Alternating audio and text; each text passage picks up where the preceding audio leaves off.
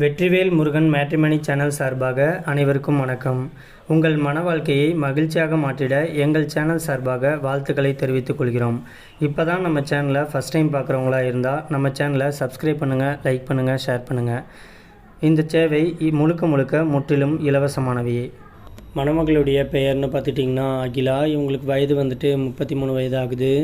இவங்களுடைய ஜாதின்னு பார்த்துட்டிங்கன்னா இந்து சமுதாயத்தில் வாணிய செட்டியார் உட்பிரிவை சேர்ந்தவங்க. இவங்களுடைய ராசி கும்பராசி, சதயம் நட்சத்திரத்தை சேர்ந்தவங்க. இவங்களுடைய கல்வி தகுதின்னு பார்த்துட்டிங்கன்னா டிகிரி பண்ணியிருக்கிறதா சொல்லியிருக்கிறாங்க. இவங்க இப்போதைக்கு ஓன் பிஸ்னஸ் தான் பண்ணிகிட்டு இருக்கிறதாகவும் சொல்லியிருக்கிறாங்க. இந்த மணமகளுடைய திருமண நிலைன்னு பார்த்துட்டிங்கன்னா முதல் அல்லது இரண்டாம் திருமணத்துக்காக வெயிட் பண்ணிகிட்டு இருக்கிறதாகவும் சொல்லியிருக்கிறாங்க.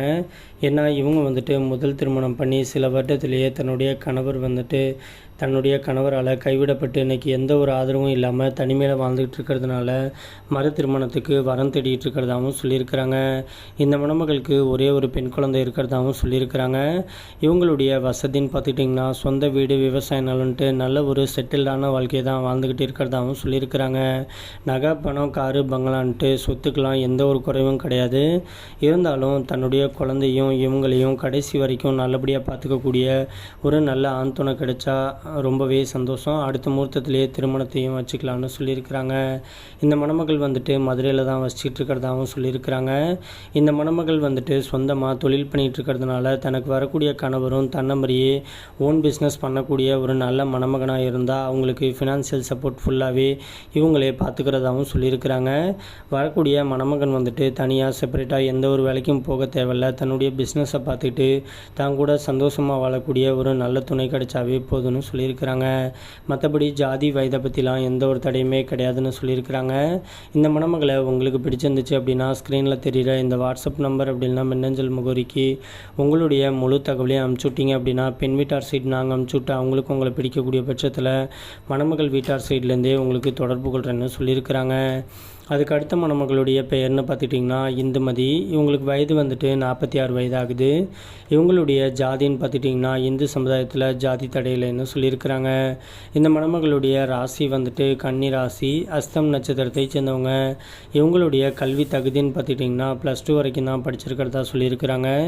இவங்க இப்போதைக்கு வேலைக்கெலாம் எங்கேயும் போகலை, வீட்டில் தான் இருக்கிறதாகவும் சொல்லியிருக்கிறாங்க. இந்த மணமகளுடைய திருமண நிலைன்னு பார்த்துட்டிங்கன்னா 2ஆம் திருமணத்துக்கு சம்மதமும் தெரிவிச்சிருக்கிறாங்க.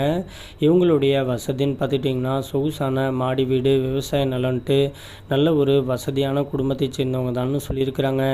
இவங்களுக்கு அசையும் மற்றும் அசையா சொத்துக்கள் கோடிக்கணக்கில் இருக்கிறதுனால தனக்கு வரக்கூடிய கணவர் வேலைக்கெலாம் எங்கேயும் போக தேவையில்ல, வசதி வாய்ப்பு இல்லைனாலும் பரவாயில்ல, தான் கூட வீட்டோடைய மாப்பிள்ளையாக தன்னை சந்தோஷமாக பார்த்துக்கக்கூடிய ஒரு நல்ல துணை கிடைச்சாவே போதுன்னு சொல்லியிருக்கிறாங்க.